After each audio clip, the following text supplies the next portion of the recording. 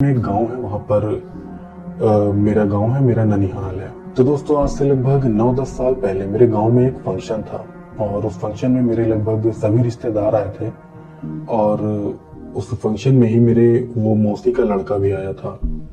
तो वो ये था कि गांव में जो फंक्शन था उसमें लोग रात में जल्दी खाना खाकर, वो फंक्शन 3-4 दिन का फंक्शन था और उसमें होता यह था कि शाम को हम लोग जल्दी खाना खाकर सो जाते थे। उस समय गर्मी का मौसम था, तो हम सभी लड़के लड़के यानी कि मैं, मेरे भाई, मामा के लड़के, मेरी मौसी के लड़के, हम सब लोग छत पर सो रहे थे बिस्तर बिछाकर। उस समय गर्मी का मौसम था तो हम लोग छत पर सोते थे। तो मेरी आदत है कि मुझे बहुत पहले से ही हॉरर स्टोरीज में और भूतिया कहानियों में बहुत इंटरेस्ट रहा है।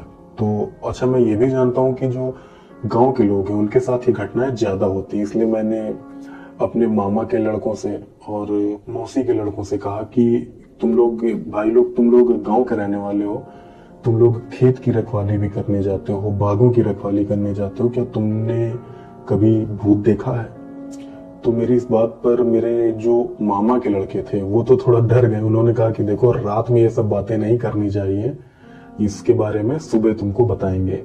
तो मैंने कहा, अरे डरो नहीं, मुझे बताओ अगर तुम्हारे साथ कोई पैरानॉर्मल घटना हुई है तो मेरे जो मामा के लड़के थे उन्होंने तो खैर कुछ नहीं बताया, लेकिन मेरी मौसी का एक लड़का था जिसका नाम था संदीप। उसने मुझे बताया कि मेरे साथ एक घटना हुई थी, वो भी कुछ महीने पहले, यानी कि वो घटना भी लगभग 10 साल पुरानी ही थी। तो संदीप ने मुझे बताया था कि गर्मी का मौसम था और ये घटना भी जिस समय फंक्शन चल रहा था उसके कुछ महीनों पहले की ही थी। कुछ महीने क्या, 1-आध महीने पहले की थी। हुआ ये था कि जो मेरी मौसी का लड़का था यानी कि संदीप, उसका बाग था, यानी कि मेरी मौसी के कई खेत थे और आम का एक बाग भी था और उस समय आम पक रहे थे, तो आम के चोरी होने का बहुत डर रहता था।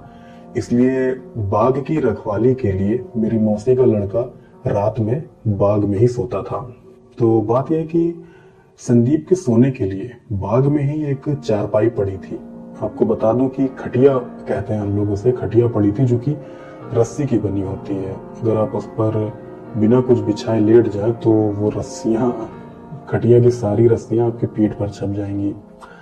तो बाग में एक खटिया पड़ी थी और कुछ बिस्तर पड़ा था। इसके अलावा रोज शाम को जो संदीप था वो अपने घर से खाना खाकर और कुछ जरूरी सामान लेकर वो बाग में चला जाता था बाग की रखवाली करने। जरूरी सामान वो अपने साथ ले जाता था, पानी, लाठी, माचिस, तंबाकू और बीड़ी वगैरह, ये चीजें वो घर वालों से छुपा के ले जाता था। तो हुआ ये कि एक बार जो संदीप था वो शाम को खाना खाकर और अपना सामान लेकर, पानी वगैरह लेकर बाग में रखवाली के लिए गया। फिर बाग में जाने के बाद, अच्छा, वो अपने साथ टॉर्च भी ले जाता था, मैं टॉर्च बोलना भूल गया था। तो एक बार संदीप अपने साथ टॉर्च, पानी वगैरह ये सब लेकर बाग की रखवाली करने गया और जब वो बाग में गया तो बाग में जाकर उसने अपनी खटिया बिछाई और खटिया पे वो लेटकर सो गया। फिर रात को काफी देर में, लगभग 1-1:30 बजे, अचानक से उसको ऐसा लगा कि जैसे किसी ने उसकी खटिया पलट दी है, वो भी बहुत जोर से, बहुत ताकत से। और जब उसकी खटिया पलटी तब संदीप खटिया से नीचे गिर गया, अपनी चारपाई से नीचे गिर गया। और जैसे ही वो नीचे गिरा वैसे उसकी नींद खुल गई और जैसे ही उसकी नींद खुली वैसे ही उसने देखा कि उससे लगभग कुछ फुट की दूरी पर एक औरत खड़ी है जिसने सफेद साड़ी पहन रखी है। बाग में अंधेरा बहुत था इसलिए वो उस औरत का चेहरा तो नहीं देख पा रहा था, लेकिन उस औरत की सफेद साड़ी और लंबे बाल संदीप साफ साफ देख रहा था। अच्छा, मैं आपको बता दूं कि जब आप कहीं किसी बहुत ही अंधेरी जगह में रहते हैं तो कुछ समय बाद आंखें थोड़ा एडजस्ट हो जाती हैं, जिस वजह से आपको अंधेरे में भी थोड़ा बहुत दिखने लगता है। तो इसी तरह से संदीप भी उस औरत को देख तो पा रहा था लेकिन उसका चेहरा वगैरह वो नहीं सही से देख पा रहा था। हालांकि उसे ये पता था कि उससे कुछ फुट की दूरी पर एक औरत खड़ी है और संदीप ये जानता था कि वो औरत कोई इंसान नहीं है, क्योंकि इतनी रात को ऐसे सुनसान बाग में कोई भी औरत नहीं आएगी। तो उस औरत को देखकर संदीप डर गया था, लेकिन उसने अपना डर जाहिर नहीं किया और वो उस औरत को गालियां देने लगा। फिर उस औरत को गालियां देते देते संदीप अपनी लाठी और माचिस ढूंढने लगा और जैसे ही उसे माचिस मिली वैसे उसने अपने जो बाग थे, बाग में छोटी छोटी लकड़ियां और सूखे पत्ते पड़े थे, उनको जमा करके उसने आग जलाई। और जैसे ही संदीप ने आग जलाई वैसे ही वो औरत गायब हो गई। वो औरत संदीप के सामने ही गायब हो गई थी। वो औरत फिर उसके बाग से बिल्कुल गायब हो गई। इसके बाद संदीप कई घंटों तक आग जलाकर वहीं अपने बाग में बैठा रहा। उसके बाद जब सुबह होने लगी तब वो दोबारा से एक आध घंटों के लिए सो गया और उसके बाद फिर वो वापस अपने घर चला गया। फिर घर जाकर संदीप ने अपने मम्मी पापा से इस घटना के बारे में बताया और तब उसके मम्मी पापा ने उसे एक बाबा को दिखाया, जिन बाबा ने बताया कि वो औरत एक चुड़ैल थी जो तुम्हें मारने आई थी। ये बात उन बाबा ने संदीप से कही कि वो जो चुड़ैल थी वो बाग में ही कहीं पर रहती है और वो कई दिनों से तुम पर नजर रखी होगी और मौका पाकर उसने तुम्हारे ऊपर हमला किया और वो तुम्हें मार डालती, लेकिन तुम उससे डरे नहीं, इसीलिए तुम बच गए। खैर उन बाबा ने संदीप को पहनने के लिए ताबीज वगैरह दिया और एक दो दिन घर पे आराम करने के बाद संदीप फिर से उस बाग की रखवाली करने जाने लगा, लेकिन दोबारा वो चुड़ैल संदीप को कभी नहीं दिखी। तो ये बिल्कुल रियल घटना है और मैं आपको बता दूं कि गांव के लोगों में बहुत हिम्मत होती है, क्योंकि पहली चीज तो मैं भी गांव में गया हूं, मैं जब छत पे सोता हूं तो दूर के पेड़ों को देखकर ही मैं डर जाता हूं, कांप जाता हूं। बाग में अकेले जाने की मैं सोच तक नहीं सकता, और वो भी तब जब वहां पर कोई चुड़ैल मुझे दिखी हो जो मुझे मारना चाहती हो। उसे देखने के बाद मैं दोबारा वहां अकेले जाऊं, ये तो असंभव है बिल्कुल। तो ये थी पहली घटना और अब मैं आपको बताता हूँ दूसरी घटना। तो दोस्तों अब जो दूसरी घटना मैं आपको बताने जा रहा हूँ ये मेरे मामा के लड़के के साथ हुई थी और ये घटना जो है मेरे सामने ही हुई थी। सामने मतलब मेरे बिल्कुल सामने नहीं हुई थी, लेकिन जब ये घटनाक्रम हो रहा था तब मुझे भी इस घटना के बारे में पता था। तो दरअसल हुआ ये था कि मेरे मामा का एक लड़का है जिसका नाम राकेश है और वो भी बाराबंकी का ही रहने वाला है और ये घटना से लगभग 13-14 साल पहले की है। तो राकेश की जो खेती में जो प्रॉफिट है वो सही से नहीं हो रहा था, तो राकेश के पापा यानी मेरे मामा ने राकेश को भेज दिया था कि तुम शहर चले जाओ, वहां जाकर कोई काम सीख लो ताकि अर्निंग का एक सोर्स हो सके, ताकि तुम कमा खा सको, क्योंकि खेती में उतना पैसा नहीं है, ये आप भी जानते होंगे। तो ये घटना लगभग 12-13 साल पहले की है। तो राकेश बाराबंकी से लखनऊ आया था और लखनऊ में उसने मेरे घर के पास में ही एक मकान में एक छोटा सा कमरा लिया था किराए पर और वो उस कमरे में रहता था और एक गैराज में नौकरी करता था। गैराज यानी कि जहाँ पर कार वगैरह की सर्विसिंग होती है। तो राकेश का रूटीन वही था कि वो सुबह अपने काम पे जाता था, शाम को काम से अपने रूम पर आता था, खाना बनाकर खाता था और सो जाता था। वो बहुत सही लड़का था। वैसे राकेश के कमरे में भी कोई ज्यादा सामान नहीं था। एक सिंगल वाला चूल्हा था जो कि छोटा सा चूल्हा होता है, एक छोटा सिलेंडर था और बाकी थोड़े बहुत बर्तन और राशन वगैरह रखने के डिब्बे। तो अच्छा मैं आपको बताऊं, जब ये पूरी घटना हो गई थी तब राकेश ने बताया था मुझे पूरी डिटेल उसके साथ, बाकी तो मुझे खबर मिलती रहती थी कि उसके साथ क्या हो रहा है। तो राकेश ने मुझे बताया था, ये जब पूरी घटना उसके साथ हो गई थी और जब उसने उस कमरे को छोड़ दिया था तब उसने यानी कि राकेश ने मुझे डिटेल से इस घटना के बारे में बताया था। राकेश ने बताया था कि वो रात में जब सोता था अपने कमरे में तब भी उसे अपने कमरे के बाहर से पायल की आवाज आती थी। उसे लगता था जैसे उसके कमरे के पास कोई औरत पायल पहनकर चल रही हो और कभी कभी उसे अपने कमरे के बिल्कुल बाहर से किसी औरत के रोने की भी आवाज आती थी।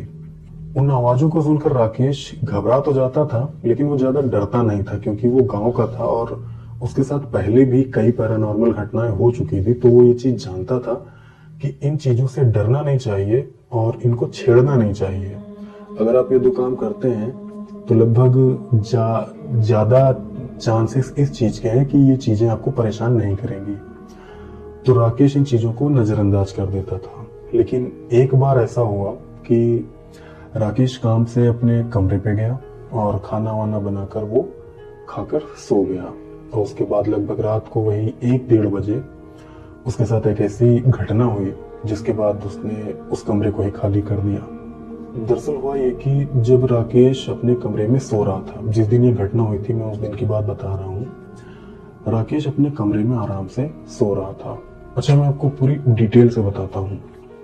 जैसे मान लीजिए ये राकेश का छोटा सा कमरा था और ये मान लीजिए राकेश का बेड है और उसके बेड के ऊपर ही, जहाँ पे इधर इसका सर है, इधर पैर, और सर के ऊपर ही उसके बल्ब लगा था। राकेश 0 वॉट का बल्ब जलाकर सोता था। 0 वॉट का बल्ब आप में से ज्यादातर लोग जानते होंगे, जो बहुत ही हल्की रोशनी करता है, जिससे ज्यादा रोशनी भी नहीं होती है और अंधेरा भी नहीं रहता है। तो राकेश का बेड ऐसे है, उसका पैर इस तरफ, सर इस तरफ, और सर के ऊपर ही 0 वॉट का बल्ब लगा था और सामने की तरफ रोशनी पड़ती थी। और उसके बेड के बाईं तरफ कमरे का दरवाजा था और जो कमरे का दरवाजा था उस तरफ अंधेरा रहता था। तो रात के लगभग 1-1:30 बजे राकेश ने ये मुझे बताया था कि 1-1:30 बजे उसकी नींद खुली। और जब उसकी अचानक से उसकी नींद खुली और नींद खुलते ही उसने देखा कि उसके कमरे के अंदर एक औरत खड़ी है, जो कि दरवाजे के पास खड़ी होकर उसे देख रही है। उस औरत को देखकर राकेश डर गया था, लेकिन उसने महसूस किया कि वो हिल डुल नहीं पा रहा है। ना वो हिल पा रहा था और ना वो कुछ बोल पा रहा था। फिर कमरे में खड़ी वो औरत मैं आपको बताऊं, उसके कमरे के दरवाजे के पास खड़ी थी राकेश के। और फिर वो औरत दरवाजे के पास से चलते हुए आई और राकेश के पैरों के पास आकर बैठ गई। और फिर पैरों के पास बैठने के बाद उस औरत ने अपना चेहरा राकेश की तरफ घुमाया।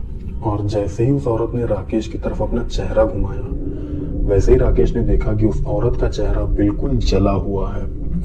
यहाँ तक कि उस औरत की आंखें भी जो थी वो गलकर बह रही थी।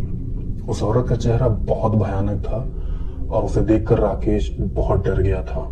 लेकिन फिर कुछ सेकंड तक वो औरत राकेश को देखती रही और फिर कुछ सेकंड बाद वो औरत उठी और कमरे के दरवाजे के पास जाकर गायब हो गई। फिर जैसे ही वो औरत गायब हुई, वैसे ही राकेश भी नॉर्मल हो गया। और जैसे ही राकेश नॉर्मल हुआ, हिलने डुलने लगा, वैसे ही राकेश उठकर अपने कमरे के दरवाजे के पास गया और तब उसने देखा कि उसके कमरे का दरवाजा अंदर से लॉक था। और तब उसे समझ में आया कि वो तो अपने कमरे का दरवाजा अंदर से बंद करके सोया था। तो जब कमरे का दरवाजा अंदर से बंद था, तो आखिर कोई इंसान बाहर से अंदर कैसे आ सकता है? ये बात उसके समझ में आते ही वो जान गया कि ये कुछ पैरानॉर्मल घटना थी। फिर खैर राकेश ने हिम्मत की और उसने अपने कमरे का दरवाजा खोला और वो अपने कमरे के बाहर देखने लगा इधर उधर कि क्या पता उसे कोई दिखे। लेकिन उसके कमरे के बाहर भी कोई नहीं था। फिर उसके बाद राकेश अपने कमरे को अंदर से बंद करके सो गया।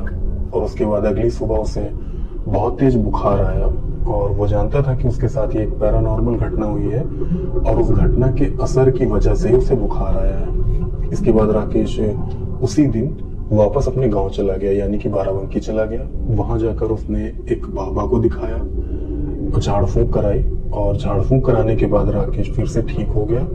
और ठीक होने के बाद जब राकेश वापस कमरे में आया और तब उसे पता चला कि असल में उस मकान में, राकेश के कमरे में नहीं, दूसरे कमरे में, लेकिन उसी मकान में एक औरत ने कई साल पहले खुद को आग लगाकर सुसाइड कर लिया था। और उसी औरत की जो आत्मा है उस पूरे मकान में टहलती रहती है और कई लोगों को दिखाई दे चुकी है। इस घटना के बारे में जब राकेश को पता चला तो राकेश ने आनन फानन में वो कमरा खाली कर दिया और दूसरी जगह पर कमरा ले लिया। अच्छा, मैं आपको बताऊं कि इस घटना के बारे में, यानी कि उस औरत के आग लगाकर सुसाइड करने के बारे में राकेश को जानकारी नहीं थी, लेकिन मुझे पता था। मुझे पहले से पता था कि उस मकान में एक औरत ने खुद को आग लगाकर आत्महत्या कर ली है। लेकिन मैंने ये बात राकेश को नहीं बताई थी क्योंकि मुझे लगा था कि अगर मैं उसे बताऊंगा तो वो डर जाएगा। लेकिन राकेश को खैर इस बारे में जब पता चला तो वो भी डर गया था और उसने खैर वो घर खाली कर दिया। तो ये दूसरी घटना थी जो मेरे मामा के लड़के के साथ हुई थी। और अब मैं आपको तीसरी घटना